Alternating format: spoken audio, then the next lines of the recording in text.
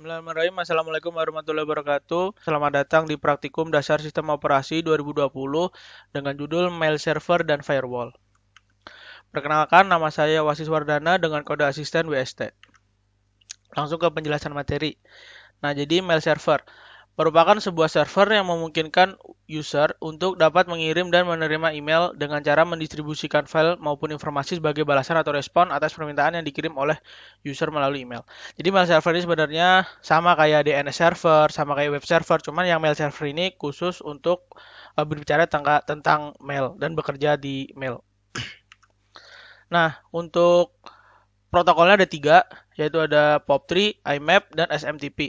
Pertama, POP3 atau Post Office Protocol, yaitu merupakan protokol email yang digunakan untuk menerima email dari server lokal ke email klien dengan port 110, secure portnya 995. Nah, sebelum jauh ke IMAP dan SMTP, saya jelaskan dulu port 110. Nah, port 110 ini yaitu port dengan standar yang udah disepakatin, tapi port ini bisa aja diganti gitu. Jadi kayak bakunya itu 110, cuman kita bisa mengganti dengan port lainnya seperti itu. Asal nggak tabrakan aja nantinya gitu. Nah, selanjutnya IMAP atau Internet Message Access Protocol merupakan protokol email yang digunakan untuk mengakses email pada web server dari lokal klien. Portnya 143 dengan secure portnya 993.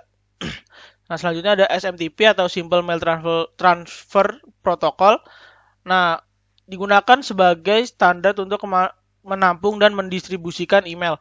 Portnya 25 dan secure portnya 465.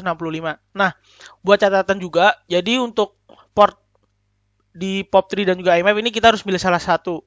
Kita pakai POP3 atau pakai IMAP. Nah, POP3 itu sendiri keunggulannya untuk emailnya itu bisa kita unduh. Seperti itu.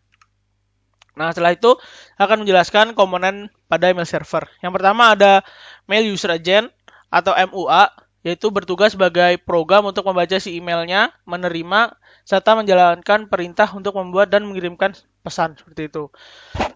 Dan selanjutnya ada Mail Submission Agent atau MSA. MSA yaitu perangkat lunak komputer yang menerima email dari MUA. Jadi sebelumnya harus diterima di MSA. Selanjutnya ada Mail Transfer Agent atau MTA. MTA merupakan komponen dari email server yang bertanggung jawab dalam mengurus bagian pengiriman email, yaitu dengan cara mentransfer email dari mail server dan mengirimkannya ke server penerima. Nah, setelah itu ada Mail Delivery Agent atau MDA, yaitu bertugas sebagai agen pengiriman pesan email. Nah, seperti itu. Jadi ada 4. Nah, di sini ada penganalogian tentang penerimaan email. Nah, yang pertama dari someone@somewhereelse.com itu mengirimkan email ke alamat email si penerima.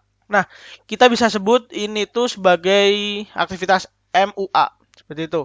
Nah, selanjutnya nomor 2, DNS melakukan pengecekan untuk meneruskan email ke alamat penerima. Setelah itu, email masuk terlebih dahulu ke Postfix. Proses ini kita bisa sebut dengan MTA. Selanjutnya, di nomor 4, Postfix memeriksa ke database untuk pengecekan domain dan menentukan apakah email tersebut dapat meneruskan ke alamat email penerima. Selanjutnya, di nomor 5, email yang sudah dikonfirmasi dapat diteruskan melalui Postfix. Di proses nomor 6-nya, Postfix selanjutnya meneruskan email ke Dovecot. Nah, proses Dovecot ini kita bisa sebut di bagian MDA-nya, seperti itu. Nah, di bagian akhirnya, Dovecot kemudian mengirim dan menyimpan email ke mailbox. Nah, jadi untuk prosesnya itu kita bisa singkat MUA, MTA, dan juga ke MDA. Jadi proses singkatnya seperti itu. Cuman jika penganalogiannya itu seperti ini. Baiklah, selanjutnya kita ke firewall. Nah, firewall itu merupakan software dan hardware yang berfungsi untuk memonitor paket data yang masuk dan keluar dari jaringan atau komputer. Jadi gini, sebenarnya icon dari firewall kan rata-rata itu tembok dikasih api gitu kan.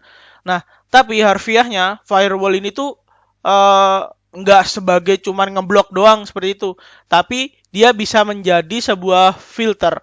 Jadi mau data seperti apa yang boleh masuk, mau data jenis apa atau tipe apa yang kita blok seperti itu tuh kita bisa atur di firewall seperti itu. Nah, selanjutnya ada firewall merupakan perangkat lunak untuk memanajemen firewall pada sistem operasi berbasis Linux, menjadi front end dari IP tables packet filtering yang sudah tersedia pada kernel Linux. Nah, dalam konsep firewall ini dia menggunakan zones dan service. Nah, di firewall ini banyak tersedia zones.